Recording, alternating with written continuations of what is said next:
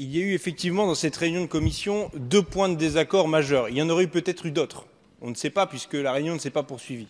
Le premier point à porter, ça a été dit par mon collègue Larrivé, sur le fait que le ministre de l'Intérieur se présente devant nous au moins demain matin. En plus, il avait proposé une solution technique qui était de dire on se réunit à 9h30. Ici, on fait les amendements sur la réforme constitutionnelle. À 10h, on suspend la séance, on voit le ministre pendant 2 heures et à midi, on reprend.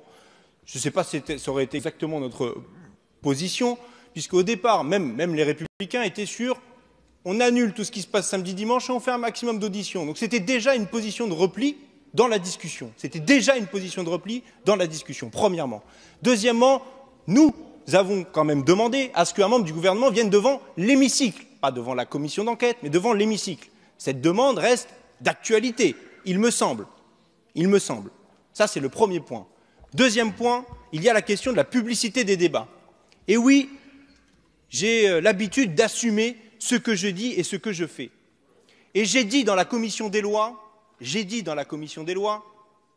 que si la majorité s'entêtait à mettre en place l'huis clos sur les commissions, hors celle du ministre de l'Intérieur, je prendrai mes responsabilités, y compris juridiques et pénales, d'enregistrer ce qui se passerait et de le diffuser parce que je pense que les Français ont le droit de savoir sur tout ce qui s'est passé.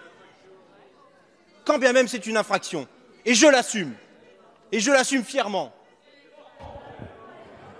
Et sur ces 2 points qui sont pourtant essentiels, sur la publicité des débats et sur le fait d'entendre le ministre de l'Intérieur rapidement, il n'y a eu aucun accord.